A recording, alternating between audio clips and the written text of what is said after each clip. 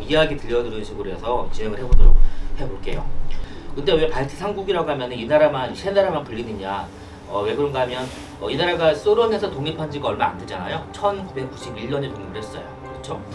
소련 대원의 국가들은 내륙에 접해 있는데 이 나라만, 이 세 나라만 유일하게 발트해 쪽으로 인접해 있어서 소련 입장에서 볼 때 발트 3국이라고 불렸던 거고, 이것이 지금까지도 이 나라를 일컫는, 지역을 일컫는 말로 굳어졌어요.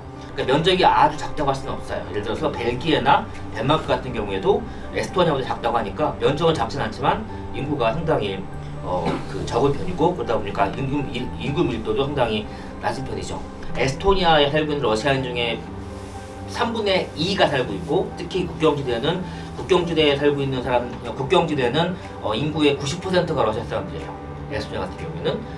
라트비아 같은 경우에도 이쪽에 러시아 사람들 많이 살고 있고, 리투아니아는 다행스럽게 러시아 사람들이 많지는 않지만 라트비아 국경지대에 살고 있어요. 발트 종교에 가는 건데, 일단 초록색은 아테이스트, 무신론자, 그리고 까만 거는 루테란스, 그리고 빨간 거는 카톨릭이라고 되어 있는데, 발트 3국이 종교적으로 상당히 분화가 되어 있어서 딱 보기에는 상당히 한 나라로 묶기가 어려워 보이는데, 사실 오늘 주제로 한 고유 종교라는 게 발트 3국을 묶을 수 있는 가장 중요한 근거가 되고 있긴 해요.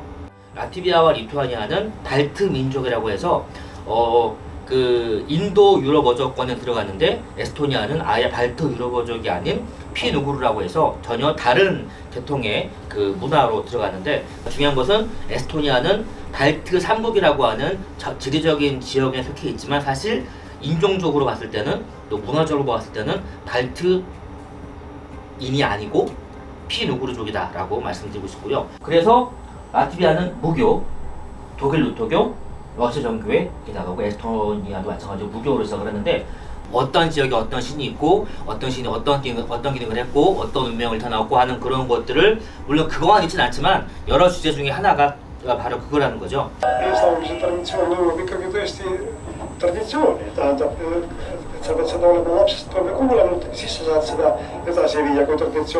어떤 사람들은 발트적의 민원은 경전이다라고 말하는 많은 사람들이 있어요. 그러니까 문자로 표현되지 않은 여러 가지 철학과 심성들 담아서 전해 내려오는 살아있는 경전이라고 말하는 사람들이 있죠. 그 정도로 상당히 중요한 기능을 차지하고 있는데, 옆에 이분이 바이들라 혹은 크리비스라고 해서 한국으로 치면 큰 무당 정도 되는 그런 분이세요. 로무바를 창시하시기도 했고, 로무바를 이끌어 가시면서 리투아니아 사람들과 하늘을 연결해주는 역할을 하시는 분이었는데, 사실 한국처럼 이 사람이 공수를 한다거나 접신을 하진 않으세요. 그게 중요하지도 않고, 그냥 리투아니아의 원형 종교를 복원을 하고 알려준다는 차원에서 활동을 하셨었는데, 라트비아는 이런 문양 속에 상당히 많이 남아있어요. 이게 라트비아의 전통 의상인데, 한국은 한복이라고 하면은 서울에서 부산까지 딱 정형화된 그런 의상의 이미지가 있잖아요. 라트비아는 그런 게 없어요. 라트비아뿐이 아니라 발트는 지역별로 계급별로 다 달라서 딱 어떤 모습이 전통 의상이다라고 말하기가 애매한 게 많이 있는데, 그래도 불구하고 허리에 있는 이 끼 보이시죠? 이런 식으로 특정한 한 부분은 라트비아의 전통 문양이 있는 것들로 장식을 하는 그런 건 동일한데, 가장 대표적인 게 바로 이 허리띠 같은 거예요. 허리띠 보시면 확대를 하게 되면 이런 문양이 남아있죠. 이것은 전통적으로 태양의 신을 뜻하는 그런 문양인데, 리투아니아는 재밌는 게 십자가 전쟁이라는 게 있어요. 십자가 전쟁은 소련 시절에 모든 종교가 금지되어 있을 때, 그때